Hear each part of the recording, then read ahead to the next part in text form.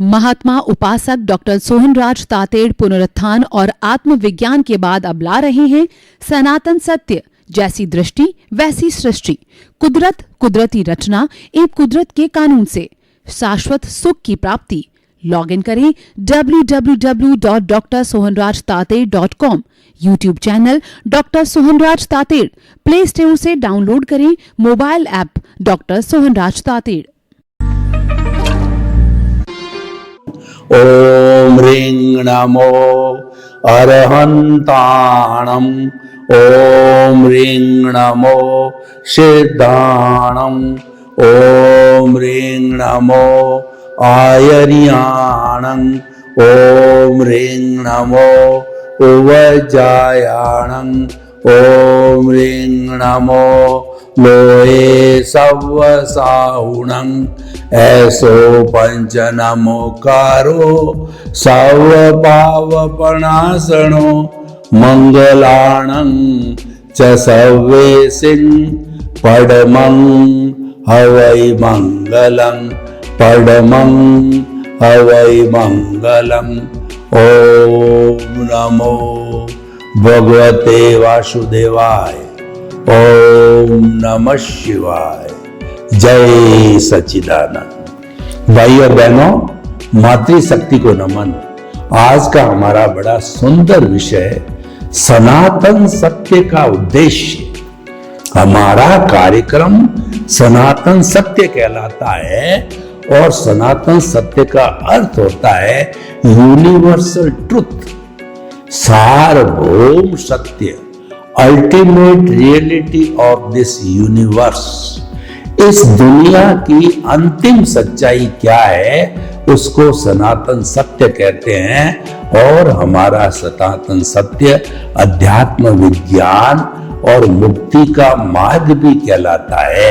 सनातन सत्य के माध्यम से हम आपको शाश्वत सुख की नींव लगाते हैं और वो नींव लगाने के लिए हम जो उपयोग में लेते हैं सिद्धांत वो है कि आपकी रॉन्ग बिलीफ को समाप्त करके आपकी राइट बिलीफ जो है हम लागू करते हैं। तो भाई और बहनों, सनातन सत्य का उद्देश्य क्या है वो हम जानना चाहते हैं। इसका उद्देश्य ये है कि शाश्वत सुख की नींव लगाना। एक बार हमारे को इस ब्रह्मांड की जो है रहस्यों का पता चल जाए तो उसके बाद जो है हम आराम से शाश्वत सुख को प्राप्त कर सकते हैं। शाश्वत सुख कहाँ है? शाश्वत सुख हमारी आत्मा में है, हमारे भीतर में है। उसी का नाम अध्यात्म विज्ञान है। इसीलिए सनातन सत्य अध्यात्म विज्ञान पर आधारित है और वह शाश्वत सुख क्या है? वह मुक्ति का मार्ग है। इसीलिए सनातन सत्य अध्यात्म विज्ञान पर है, आधारित है और वह मुक्ति का मार्ग है। देखिए, अब प्रश्न यह है कि सनातन सत्य को हम कैसे प्राप्त करें, किस मेथड के द्वारा सनातन सत्य को प्राप्त करें। तो ये पूरा जो ब्रह्मांड है ये किससे बना हुआ है ये हमको जानना पड़ेगा कि ब्रह्मांड का संचालक कौन है और ब्रह्मांड का निर्माण किस चीज से होता है। कई लोग कहते हैं कि ब्रह्मांड का निर्माता ईश्वर है, उनकी अपनी मान्यता, हम उसकी काट नहीं करते हैं क्योंकि हम अनेकांतवादी है। अनेकांत का अर्थ होता है मल्टी डायमेंशनल होना, यानी अपना अपना व्यू पॉइंट है। हर एक के व्यू पॉइंट को स्वीकार करना चाहिए। जब हम दूसरे के व्यू पॉइंट को स्वीकार करते हैं इसका मतलब उसके अस्तित्व को स्वीकार करते हैं। उसके अस्तित्व में हमारा अस्तित्व छुपा हुआ है।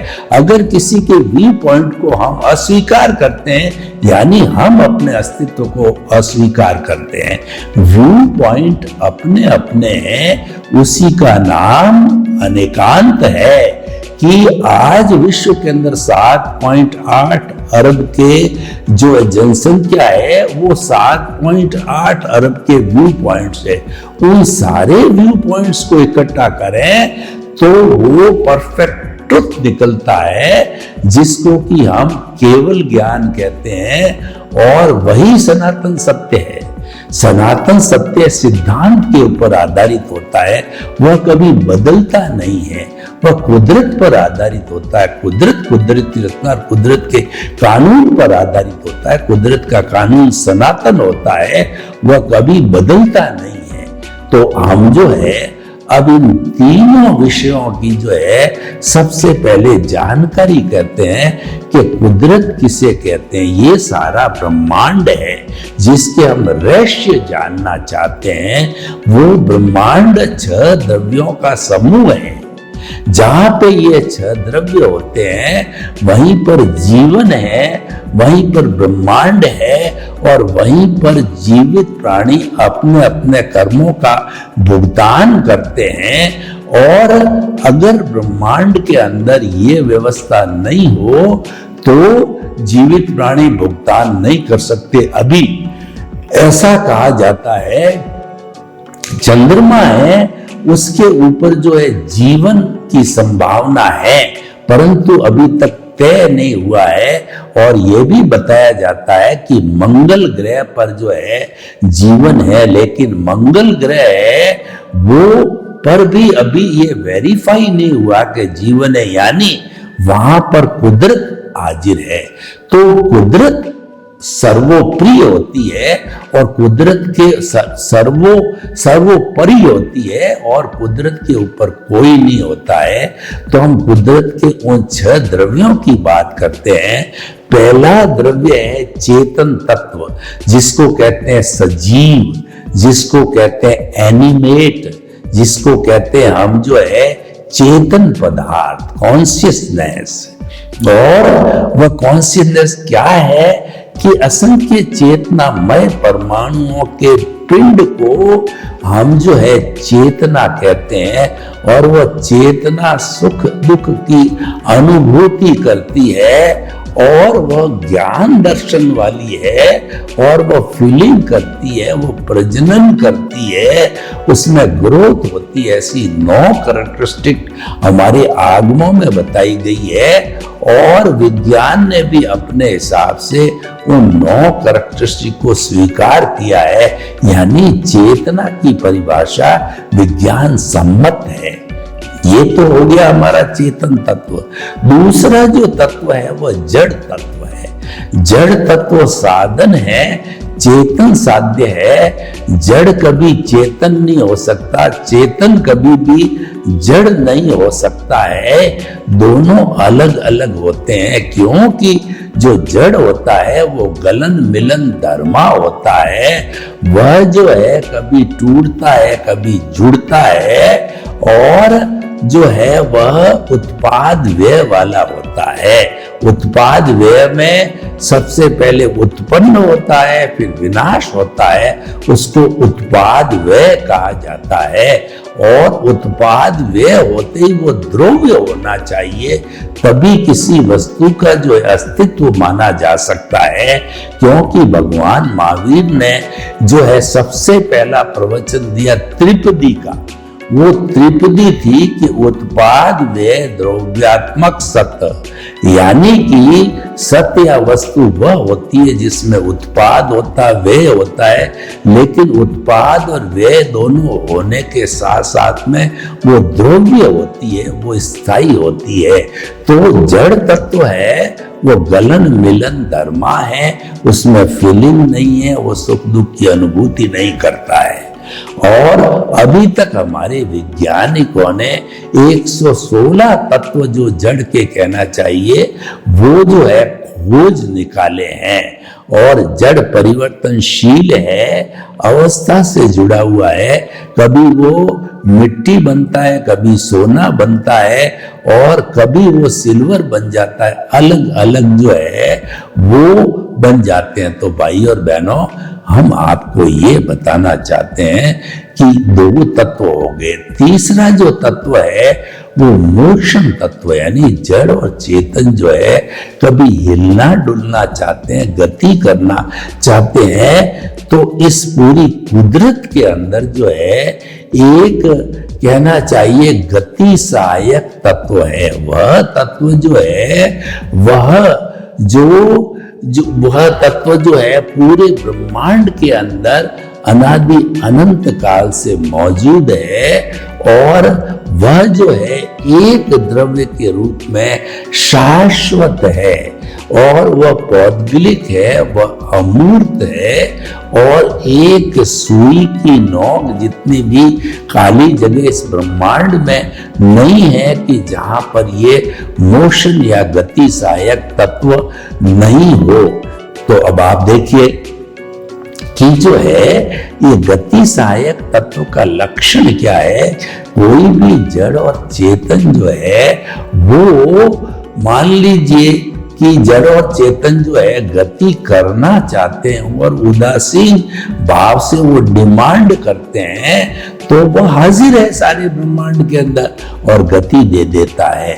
और ठीक इसके विपरीत स्थिति सहायक तत्व यानी कि कोई भी जड़ और चेतन जो मूविंग कंडीशन में है वो स्थिर होना चाहता है, हाथ हिल रहा है और हाथ को मैं स्थिर करना चाहता हूं, तो उस स्थिति के अंदर ठीक उसके विपरीत एक द्रव्य जो कि पूरे ब्रह्मांड में स्थिति सहायक तत्व के रूप के अंदर मौजूद है और वह अमूर्त है, वह पौद्गलिक है, वह शाश्वत है, वह एक द्रव्य है और सुई की नोक जितनी भी खाली जगह नहीं है जहां पर कि रेस्ट तत्व जो स्थिति सहायक नहीं है।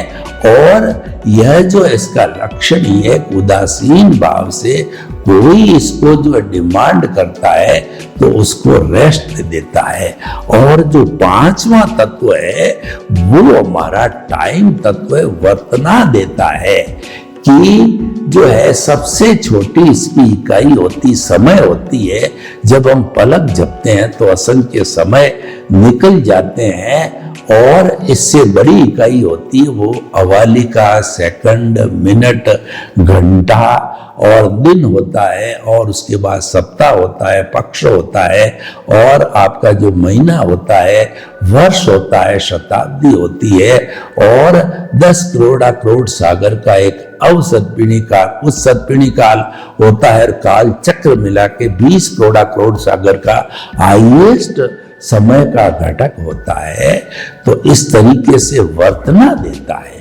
अभी 5 बजे है, कार्यक्रम 10 बजे स्टार्ट होगा और सूर्योदय 6 बजे होगा और ट्रेन है रात को 11 बजे आती है, आदि ये सारी चीजें वर्तना देने वाला हमारा समय तत्व है। और छठा तत्व आकाश है जो हमको अवगाहना देता है, यानी कि जो मैं ये बैठा हूं वो 3 बाई 6 फुट की जगह घेर रहा हूं, मेरे सामने कैमरा है, फुट बाई 2 फुट की जगह घेरा, टेबल है वो 2 फुट बाई 3 फुट की जगह घेर रही है। ये सारी अवगाहना देने वाला आकाश है।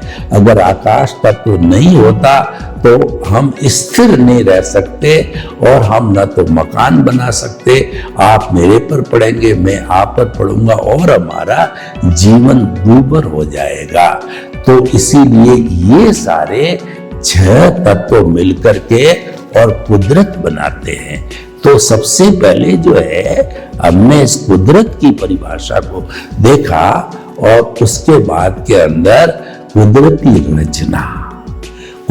रचना ऑटो मोड से चलती है। इनकी अवस्थाएं बदलती है कि कभी सर्दी ऋतु आती है, गर्मी ऋतु आती है, मौसम बदलता है, समय बदलता है, आकाश में भी बादल आते हैं, कभी वर्षा होती है। हर एक जो है तत्व गलन मिलन धर्मा होता है, तो हर एक जो ये बदलता है, ये सारा जो है वो हमारे इसके अंदर जो है कुदरती रचना कहलाता है, जो कि ऑटो मोड से बदलता है। और जो तीसरी बात होती है कुदरत का कानून, ये जो अवस्था बदलती है, यानी ये जो कुदरत का संचालन होता है किसी कानून पे संचालित होती है। कुदरत कभी भी उजड़ नहीं चलती है। कुदरत के कानून को परफेक्ट कानून कहा जाता है। हमारे जो कोर्ट्स बने हुए हैं, ये कोर्ट्स तो मैन मेड जो है डिसीजन देते हैं, न्याय देते हैं, उसमें तो गलती होने की पूरी संभावना होती है, क्योंकि वो वकीलों के आधार पर, साक्ष्य के आधार पर, डॉक्यूमेंट्स के आधार पर, डिस्कशन के आधार पर जो है जजमेंट देता है। लेकिन कुदरत के कानून इतना परफेक्ट है, वो तो ईश्वर के कानून जैसा होता है, और उसको जो हम जो कहते हैं हुआ सो न्याय, यानी उसमें गलती की कोई गुंजाइश नहीं रहती है। तो इसीलिए कुदरत का कानून है परफेक्ट होता है। ये दो तरीके से काम करता है। एक तो प्राकृतिक रूप से काम करता है कि समय पे सूर्य उगता है, समय पे सूर्य अस्त होता है, समय पे चंद्रमा आते हैं, समय पर तारे आता है, समय पर ऋतुएं होती है, और नदी दो तटों के बीच में बहती है, और सब काम अपना अनुशासन रूप से जो सारा प्रकृति में काम होता है। और जो जीवित प्राणी है उस पर जो है कंट्रोल करने वाली होती है वह व्यवस्थित शक्ति है। व्यवस्थित शक्ति जो है वही करता है, वही संचालन करने वाली है, और वह कुदरत का एक भाग होती है, कुदरत का एक हिस्सा है। इसीलिए कर्ता व्यवस्थित शक्ति साइंटिफिक सर्कमस्टेंशियल एविडेंसेज है, जो कि द्रव्य क्षेत्र काल भाव के आधार पर मन वचन काया की जो क्रिया है, जो भुगतान है, उसका भुगतान सुचारू रूप से कराने वाली व्यवस्थित शक्ति है। वही संजोग जुटाती है किसको लाके खड़ा करना और किस तरीके से कर्मों का भुगतान कराना उसके हाथ में होता है। इसीलिए हम कहते हैं कि मन वचन काया तथा उससे जुड़ी हुई हर अवस्था मात्र कुदरती रचना है। अवस्था हमेशा टेम्परेरी होती है, नाशवान होती है, विनाशी होती है। अवस्था जाने के लिए आती है, अवस्था जारी है, हमारी उम्र जारी है, और हमारा सुख खत्म हो रहा है, दुख खत्म हो रहा है। ये आने के लिए नहीं आई है, ये जाने के लिए आई है। तो इसे ये जो है ये जाने के लिए आई है। तो इस तरीके से जो है ये हमारी सारी व्यवस्था चलती है। इसको कुदरत का कानून कहा जाता है। तो हम आपको ये बताना चाहते हैं कि हमारे सनातन सत्य का उद्देश्य यही है कि कुदरती रचना और कुदरत के कानून पर हम चलते हैं और हमको चलना चाहिए। अगर हम इस कानून का पालन करते हैं तो हमें कोई तकलीफ नहीं आ सकती है, क्योंकि ये सनातन सत्य पर आधारित होती है, और सनातन सत्य से कुदरत के ऊपर कोई नहीं होता है। और आप मान के चलिए कि जो आप व्यवहार जगत में जो जी रहे हैं, क्या आप अपनी मर्जी से जी रहे हैं? क्या आप अपनी मर्जी से एक्टिविटी कर रहे हैं? और क्या आप उसको कर्ता बन करके कर सकते हो? मैं आपसे प्रश्न करना चाहता हूं कि एक कोई मजदूर है जो कि 500,000 रुपया वह जो है कमाता है रोज का, और उसको करोड़पति बनना चाहता है, तो क्या वह बन सकता है? वह करोड़पति अपने भाग्य से बनता है, अगर उसके जो है उपादान के अंदर, उसके उदय प्रारंभ में अगर करोड़पति बनना है तो बड़ा धंधा करके बन सकता है, वरना तो जीवन भर जो है वह मजदूर के रूप में बिलेता है। यानी कि मन वचन काया से हम जितना कार्य करते हैं ये भुगतान है, ये हमारा हिसाब है, ये हमारा डेबिट है, क्रेडिट है, और ये जो है वह उदय प्रारब्ध और कुदरत के अधीन है और कर्मों के अधीन है। और कर्म जब उदय में आते हैं तो बुद्धि भी कर्मानुसारिणी हो जाती है। तो सारा जो संचालन है वह हमारी ये कुदरत करती है। तो इसीलिए इस कुदरत के ऊपर कभी नहीं जाना चाहिए। कुदरत का समर्पण ही सच्चा समर्पण है।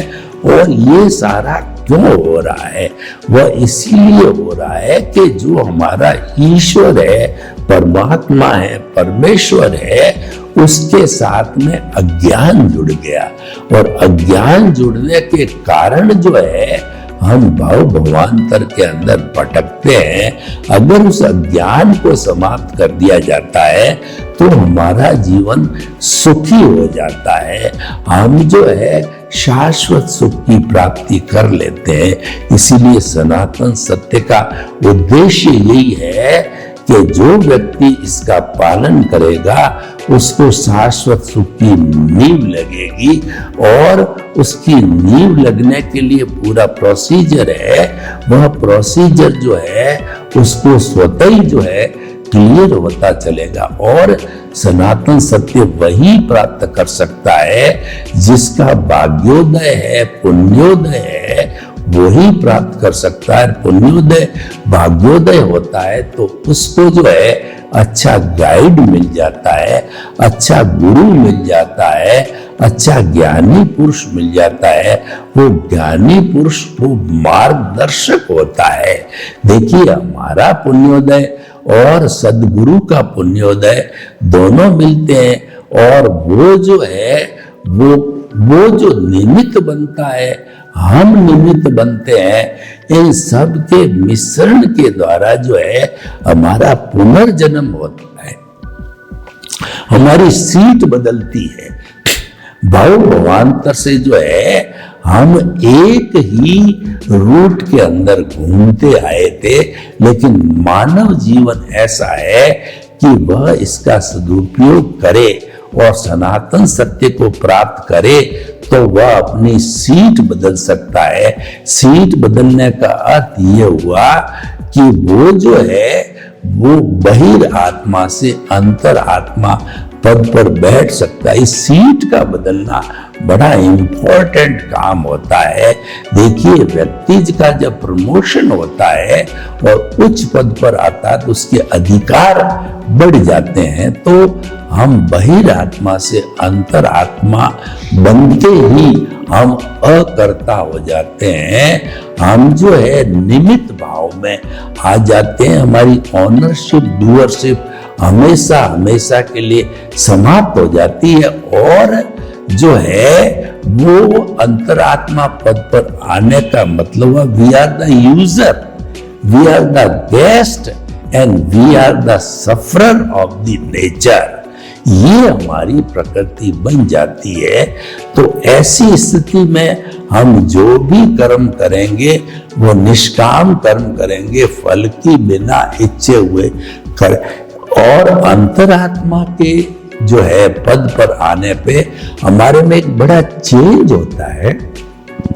हमारी जो मूल आत्मा है जो कि शुद्ध शाश्वत सुख वाली है, उसमें उसकी जो है भाव सत्ता में से प्रज्ञा निकलती है जिसको हम एनलाइटनमेंट कहते हैं। और यही हमारा पुनर्जन्म कहलाता है। एनलाइटनमेंट होते ही जो है हमारा जो ईश्वर है, प्रभु है, वह केंद्र में आ जाता है। यानी केंद्र के अंदर आत्मा आ गई। हमने भावों के द्वारा उसका जो है प्राण प्रतिष्ठा कर दी केंद्र पर। और उसका जो गुण है, सम्यक ज्ञान सम्यक दर्शन है, वह जो है गुणी गुण से अलग नहीं होता है। वो सम्यक ज्ञान सम्यक दर्शन उसके साथ में आ जाता है। और जो हमारी परिधि है जिसके ऊपर रिश्ते हैं, नाते हैं, धन है, दौलत है, पद है, प्रतिष्ठा है, सारा जड़ का संसार होता है, वो व्यवहार का संसार होता है। और उसके साथ साथ के अंदर एक जो है पूरा सिस्टम बनता है जो एक डिटर्जेंट पाउडर का काम करता है, सफाई करता है, इस हमारे परिधि की सफाई करता है, वो है निमित्त निर्दोष करता और शुद्ध आत्मा। वो चारों जो है वो हमारी सेंटर के चौकीदार बन जाते हैं और वह हमारा जो अज्ञा है उस अज्ञा की सफाई करते हैं, क्योंकि प्रज्ञा मॉनिटरिंग करती है। केंद्र के अंदर हमारा प्रभु आत्मा विराजमान है। जब कभी भी हम भावों के माध्यम से जो हम जुड़ जाते हैं, मान लीजिए कि जो कुछ भी हमारा भुगतान चल रहा है उसके अंदर अगर हम जुड़ जाते हैं और हम राग द्वेष को बढ़ाने लग जाते हैं तो वह तुरंत हमको केंद्र में खींच के लाती है। जैसे कि एक मैग्नेट होती है, उसके सामने लोहा अगर रखा जाता है तो वो उसको खींच लेती है। तो प्रज्ञा भी जो है हमको खींच करके, प्रज्ञा की ड्यूटी यही है कि खींच करके हमारे भावों को जहां से भाव उत्पन्न होते हैं उस जगह ले आती है। ये सारा हमारी समझ में होता है। इस पूरे सिस्टम को हम आर्ट ऑफ द विजन कहते हैं, इसको दृष्टि कहते हैं, दृष्टि विज्ञान है पूरा। तो हम जो है सनातन सत्य है, ये दृष्टि विज्ञान पर आधारित होने पर हमारा सूत्र बन गया कि दृष्टि बदलो, सृष्टि बदलने की आवश्यकता नहीं है। सृष्टि बदलने का आवश्यक क्या मतलब हुआ कि धर्म चेंज करो, धंधा चेंज करो, संन्यास लो, त्याग करो, पचकान करो, संपत्ति को छोड़ो और हिमालय की गोद में जाओ। ये सारी बातें सृष्टि बदलने की है। पर हम तो जो कुछ आपके चल रहा है उसकी दिशा को सही करने की बात करते हैं। सर्वे भवन्तु सुखिनः, सर्वे सन्तु निरामया। लोग के जीवों को सुख मिले, शांति मिले, आनंद मिले, सौहार्द मिले और हम दृष्टि विज्ञान को प्राप्त कर शाश्वत सुख की नींव लगाएं। आपके प्रति मंगल भावना। ओम शांति। महात्मा उपासक डॉक्टर सोहनराज तातेड़ पुनरुत्थान और आत्मविज्ञान के बाद अब ला रहे हैं सनातन सत्य, जैसी दृष्टि वैसी सृष्टि, कुदरत, कुदरती रचना एवं कुदरत के कानून से शाश्वत सुख की प्राप्ति। लॉग इन करें www.drsohanrajtated.com। YouTube channel doctor Sohanraj Tated, play store से डाउनलोड करें mobile app doctor Sohanraj Tated.